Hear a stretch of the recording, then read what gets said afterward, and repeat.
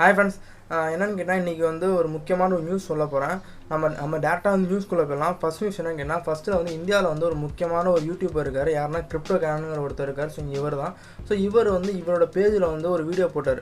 என்ன வீடியோ கேட்டிங்கன்னா, இந்த மாதிரி வந்து இந்தியாவில் இருக்க கிரிப்டோ எக்ஸ்சேஞ்ச் எல்லாருமே வந்து அவங்க வந்து இந்த நாமினிங்கிற ஒரு ஆப்ஷனை கொண்டு வரணும் அப்படின்ற மாதிரி ஒரு வீடியோ போஸ்ட் பண்ணார். ஸோ அந்த ஆப்ஷன் வந்து நிறைய பேர் தெரிஞ்சிருக்கும். இந்த பேங்க்கில் வந்து உங்களுக்கு அப்புறம் அந்த பணம் வந்து யார்கிட்ட போகணும், ஸோ அந்த மாதிரி வந்து ஒரு நாமினி ஆப்ஷன் கேட்பாங்க. ஸோ அதே தான் நம்ம கிரிப்டோ எக்ஸ்சேஞ்சில் கொண்டு வரணும். ஸோ வந்து நமக்கு அப்புறம் வந்து ஒரு சில அக்கௌண்ட் ஹோல்டர்ஸ் வந்து இறந்து போயிட்டாங்கன்னா அவங்களுக்கு அப்புறம் அந்த பணம் வந்து யார்கிட்ட போய் சேரணுங்கிற ஒரு சின்ன ஒரு நாமினி கொண்டு வரணும், ஒரு ஆப்ஷன் கொண்டு வரணும் அப்படிங்கிற மாதிரி ஒரு வீடியோ போஸ்ட் பண்ணார். ஸோ ஏன் அவர் போஸ்ட் பண்ணார்னா, கிட்டத்தட்ட வந்து இந்த இந்தியா லாக்டவுன் ஆனதுக்கு அப்புறம் வந்து இந்தியன் கிரிப்டோ எக்ஸ்சேஞ்சில் வந்து ட்ரேடர்ஸ் வந்து ரொம்ப அதிகமாக இருக்காங்க. லிக்விடிட்டி ரொம்ப அதிகமாக இருக்குது, அதோட வால்யூம் ரொம்ப அதிகமாக இருக்குது. ஸோ இவ்வளோ நம்மளை நம்பி வர பீப்புள்ஸுக்கு வந்து நம்ம வந்து கரெக்டான ஒரு செக்யூரான ஒரு இது கொடுக்கணும்.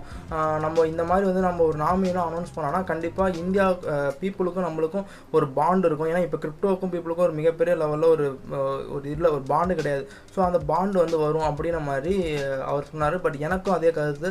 நானும் வந்து என்னோட இதில் ட்விட்டர் பேஜில் வந்து போட்டிருக்கேன். கண்டிப்பாக இது வந்துச்சுன்னா நம்மளுக்கு ஒரு பாண்டிங் ஏற்படும். அது மட்டும் இல்லாமல் பீப்புள்ஸ் வந்து ஒரு சேஃபாக அவங்க வந்து ஃபீல் பண்ணுவாங்க. ஸோ அதான் நான் வந்து போஸ்ட் பண்ணியிருக்கேன். ஸோ நான் நம்புகிறேன் கண்டிப்பாக வரணுங்கிறத நான் நம்பிக்கிறேன். கண்டிப்பாக எல்லா எக்ஸ்சேஞ்சும் இதை கொண்டு வரணும்.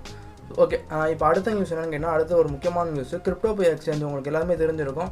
ஒரு 1 year பிஃபோர் வந்து அதை வந்து ஹேக் பண்ணிட்டாங்க. கிட்டத்தட்ட ஒரு $20 million வரைக்கும் ஒருத்தான கிரிப்டோகரன்சி வந்து தூக்கிட்டு போயிட்டாங்க, ஹேக்கர்ஸ் தூக்கிட்டு போய். அதில் இன்வெஸ்ட் பண்ணாங்க எல்லாருமே அவங்கள்ட்ட பணம் கேட்டாங்க, கிரிப்டோபியாட்ட போய் பணம் கேட்டாங்க. பட் அவங்க கொடுக்க முடியாது சொன்னாங்க. இன்வெஸ்டர்லாம் சேர்ந்து என்னென்னா கோர்ட்டில் வந்து கேஸ் போட்டாங்க.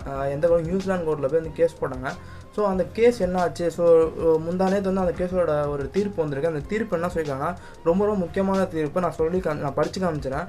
அதில் வந்து ஜெண்டாலுங்கிற ஒரு நீதிபதி தான் வந்து தீர்ப்பு வாங்கியிருக்காரு. அவர் என்ன சொல்லணும்னா, cryptos are property and signed account holders cryptocurrency were held at multiple trusts separated by individual crypto asset type. This means the cryptocurrency are beneficially owned by account holders are not asset of the company. So correct. என்ன சொல்கிறாங்க கேட்டா, cryptocurrency இது ஒரு property. So அந்த property வந்து உங்களோட எக்ஸ்சேஞ்சில் வந்து மக்கள் வச்சுருந்தாங்க. ஸோ இது மக்களோட ப்ராப்பர்ட்டி, அதை நீங்கள் திருப்பி கொடுத்தே ஆகணும் அப்படின்ற மாதிரி கிரிப்டோபியாத்தை வந்து ஒரு ஜட்ஜ்மெண்ட் கொடுத்துட்டாங்க. இது உண்மையிலே ரொம்ப பாசிட்டிவான ஜட்ஜ்மெண்ட்டு. மேபி இன்னும் கிரிப்டோபியா வந்து ஃபங்க்ஷன் ஆகிறதுக்கான சான்ஸ் இருக்குது. நம்மளோட ஃபண்ட்ஸ் வந்து திருப்பி வரதுக்கான சான்ஸ் அதிகமாக இருக்குது. ஸோ நான் இனிமேல் அப்டேட் வந்துச்சுன்னா கண்டிப்பாக நான் மூணாவது விஷயம் என்ன கேட்டால், மூணாவில் வந்து ட்ரான், யூஎஸ், பினான்ஸ் மேலே வந்து கேஸ் போடுறேன். எங்கன்னு கேட்டால், யூஎஸ் கவர்மெண்ட் அந்த கோர்ட்டில் வந்து ஒருத்தர் வந்து கிரீட்மேனுங்கிற ஒரு லாயர் வந்து கேஸ் போடுறாரு. என்ன கேஸ் கேட்டிங்கன்னா, இந்த மாதிரி ட்ரான் ஃபவுண்டேஷனு, பினான்ஸ், யூஓஎஸ் அவங்க எல்லாமே வந்து அவங்க வந்து யூட்டிலிட்டி டோக்கன் சொல்லிட்டு அவங்க வந்து செக்யூரிட்டிஸை விற்கிறாங்க. அதை வந்து ரிஜிஸ்டர் பண்ணாமல் விற்கிறாங்க. ஸோ அதை பற்றி அவர் சொல்லியிருக்காரு. பட் அது வந்து செக்யூரிட்டி ஆக்ட் வந்து வயலேட் பண்ணுது. ஸோ அதனால் இது எல்லாத்தையும் வந்து நீங்கள் வந்து ஒரு விசாரிக்கணும் அப்படின்ற மாதிரி வந்து ஒரு கேஸ் போட்டிருக்காரு. ஸோ ஆக்சுவலாக அவர் என்ன சொல்ல வர்றாருன்னா, யூட்டிலிட்டி டோக்கன்ஸுக்கு வந்து அங்கே வந்து எந்த வித ப்ராப்ளமும் கிடையாது. பட் ஒரு செக்யூரிட்டியாக இருந்துச்சுன்னா அதுக்கு வந்து அவங்க டேக்ஸ் கட்டணும், அதுக்கு வந்து அவங்க வந்து ரிஜிஸ்டர் பண்ணணும். ஸோ இவங்க வந்து யூட்டிலிட்டி டோக்கன் சொல்லி இவங்க செக்யூரிட்டியை விற்கிறாங்கன்னு சொல்கிற மாதிரி அவர் கேஸ் போட்டிருக்காரு. பட் இந்த கேஸ் என்ன போகுதுன்னு தெரியல. மேபி கொஞ்ச நாள் முன்னாடி கூட ஒரு 1 year பிஃபோர் கூட bitcoin and ETH is not a செக்யூரிட்டிங்கிற மாதிரி ஒரு SEC அமைப்பு வந்து செக்யூரிட்டி அண்ட் எக்ஸ்சேஞ்ச் அமைப்பு வந்து சொன்னிச்சு. ஸோ மேபி இதுக்கும் வந்து கோர்ட் என்ன சொல்லுன்னு தெரியல, நம்ம பொறுத்திருந்தால் பார்க்கணும். பட் இந்த பினான்ஸ், பிட்மெக்ஸ், அப்புறம் அந்த யூஓஎஸ், ட்ரான் இந்த மாதிரி பெரிய ஒரு காயின்ஸ் கிரிப்டோகரன்சி எக்ஸ்சேஞ்ச் மேலே கேஸ் போட்டிருக்காரு. பட் பொறுத்திருந்து பார்ப்போம். Okay right. இப்போ எல்லாரும் என்ன கேட்குறீங்கன்னா, இங்கே பாருங்கள், எல்லாரும் எங்கன்னா பிட்காயின் ஆல்விங் வரப்போது, பிட்காயின் வந்து ஏறுமா இறங்குமா அதை சொல்லுங்கள் ஃபஸ்ட்டு, அதான் கேட்குறீங்க. பட் நான் தெளிவாக நான் சொல்லிடுறேன். இப்போதைக்கு பிட்காயின் வந்து $6,800 இருக்குங்க. என்னையை பொறுத்த வரைக்கும் பிட்காயின் வந்து 6,000 கீழே போகிறதுக்கான சான்ஸ் இருக்காங்க கேட்டால் கண்டிப்பாக இல்லைன்னா நான் சொல்லுவேன். ஏங்க நான் லாஸ்ட் சொல்கிறேன். என்னையை கேட்டால் இப்போதைக்கு 6,800 6,400 இல்லைனா 300 போகிறதுக்கு சான்ஸ் அதிகமாக இருக்குது. ஸோ அந்த $400 குறைஞ்சிட்டு அதுக்கப்புறம் வந்து 7,100 வந்து ஒரு ரெசிஸ்டன்ஸ் லெவல் இருக்குது. ஸோ அதை மட்டும் கிராஸ் ஆகிடுச்சுன்னா அதுக்கப்புறம் 7,900 ஒரு சின்ன ஒரு ரெசிஸ்டன்ஸ் லெவல் இருக்குது. ஸோ எனக்கு தெரிஞ்சு வந்து 7,100 வந்து கிராஸ் ஆகிடுச்சுனாலே 8,000 போகிறதுக்கான சான்ஸ் வந்து அதிகமாக இருக்குது.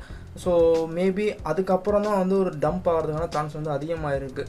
ஏன் நான் அதுக்கு சொல்கிறேன்னா, ஏன் 5,000 கீழே 6,000 கீழே அந்த ரேஞ்சுக்கெலாம் போகாது அப்படின்னு நான் சொல்கிறேன்னா, இப்போ வந்து ஆல்விங் வரப்போகுதுங்க. ஸோ ஆல்விங் வரப்போகுதுன்னா இப்போ ஒரு மிகப்பெரிய பில்லியனர்ஸ் எல்லாமே இப்போ டம்ப் பண்ணிட்டாங்கன்னா அவங்க அந்த ஆல்விங் அப்போ வந்து அந்த பிட்காயினை பெரிய லெவலில் பம்ப் பண்ணி அவங்களால வந்து பெரிய ப்ராஃபிட் எடுக்க முடியாது. ஸோ அவங்க என்ன பண்ணுவாங்கன்னா, இப்போ இப்போதைக்கு ஒரு $400 கம்மி பண்ணி ஆல்விங்க்கு ஒரு 10 days பிஃபோர், ஒரு 15 days பிஃபோர் என்ன பண்ணுவாங்கன்னா கொஞ்சம் லைட்டாக ஒரு 8,000 பம்ப் பண்ணிட்டு அது ஆல்விங் வரைக்கும் கொண்டு போயிட்டு அப்போ என்ன நினைப்பாங்க, பிட்காயின் எல்லாமே என்ன நினைப்பாங்கன்னா இப்போ வந்து 8,000 வந்துருச்சு, இது பிட்காயின் ஆல்விங் வரப்போகுது, இனிமேல் அதில் நம்ம இன்வெஸ்ட் பண்ணால் அது வந்து 10,000 போயிருங்கிற மக்கள் நினைப்பாங்க. பட் அப்போ வந்து வேல்ஸ் எல்லாத்தையும் விற்றுட்டு வெளியே வந்துடுவாங்க.